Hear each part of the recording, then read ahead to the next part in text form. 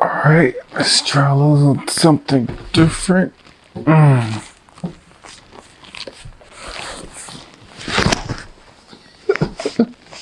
Okay, stop.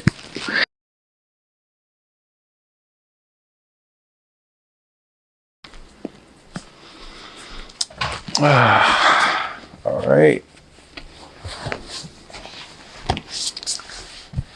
I'm trying to be a little more, I'm not sure if this is working. I'm trying to be a little more chilled. I think this is what is high. I don't know. What do you think? Well, I can't ask you what you think because you're not here.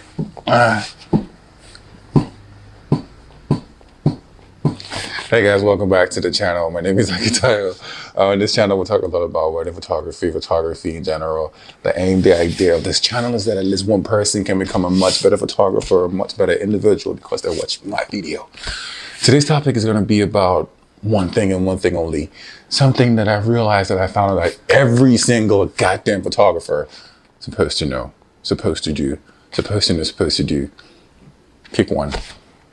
So before I go into the full length of the video, I'm gonna just show you a few random clips. No, just a few random pictures. Well, they're not random, just a few pictures.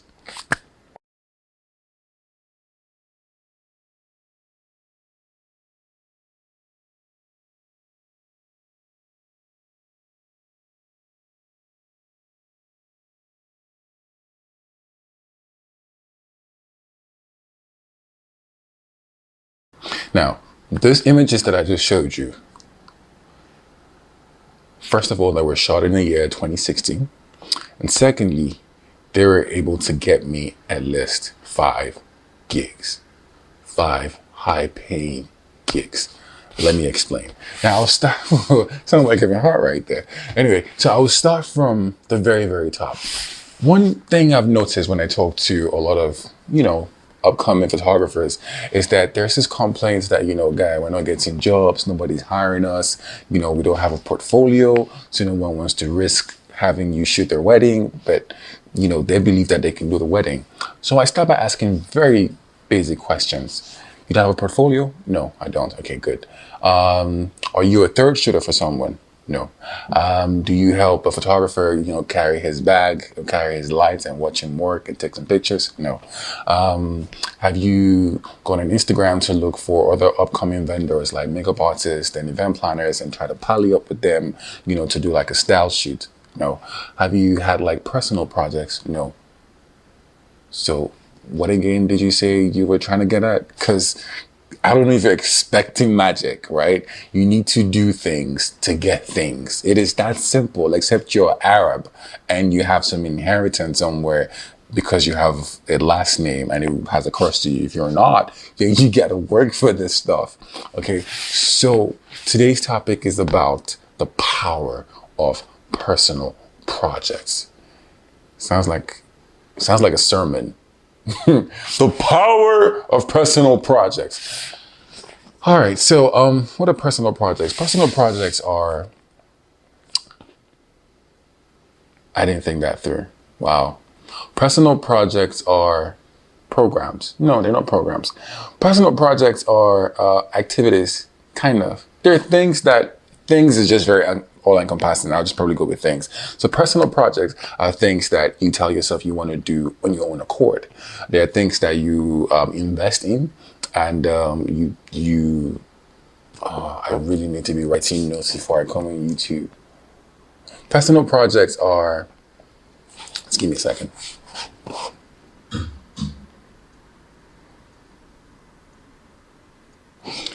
Wait, personal projects are projects. Yeah. So when you have a project that you carve for yourself because you want to learn something, it's a personal project. Why did that take so long? So personal projects are projects that you make for yourself because you want to enhance a particular skill, and by yourself, for yourself, exactly. So you can have this month, your personal projects is shooting silhouettes. For next month, your personal projects is shooting portraits with the window light, or the third month, your personal project is reflections. So for each month, you need to have have a personal project. When you have personal projects, you grow as not only an individual, but as a photographer as well. You don't have to wait for every weekend to shoot to learn. That is like the biggest mistake a lot of photographers make. Don't wait for the weekend, man. Just start shooting wherever, however, whoever.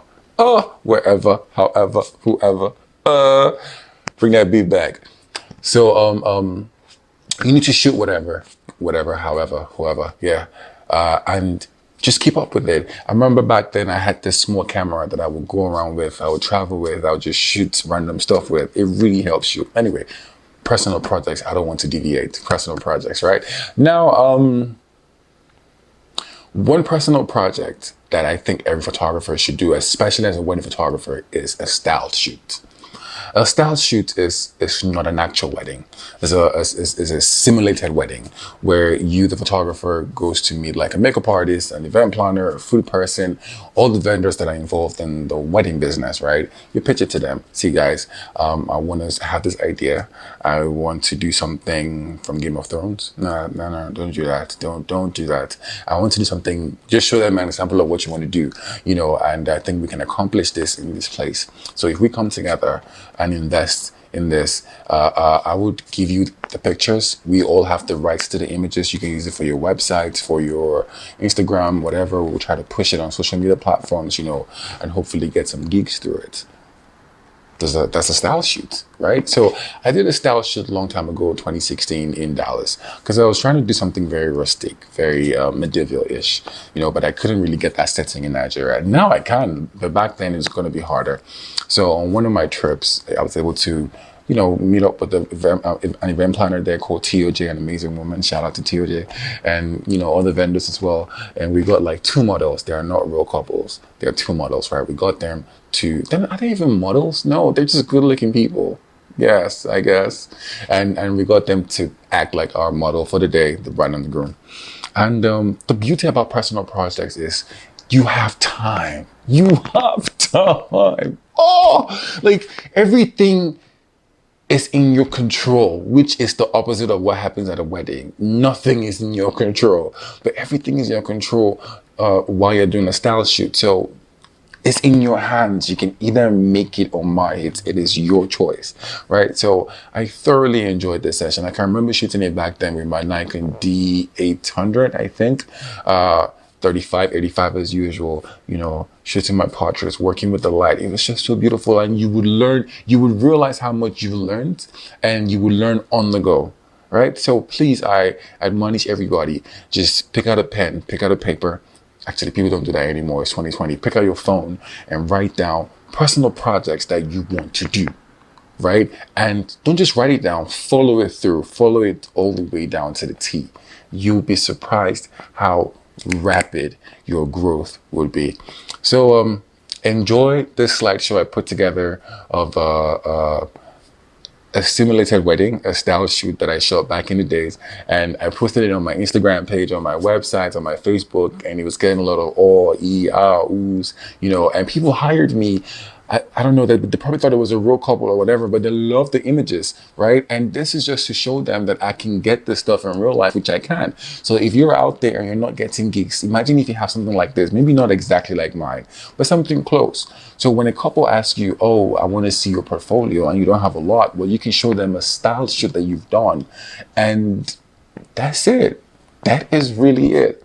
So enjoy it. And as usual, don't forget to like, to subscribe, yada, yada, yada. Tell a friend. I think tell a friend is the main thing now. Tell a friend. Tell a friend.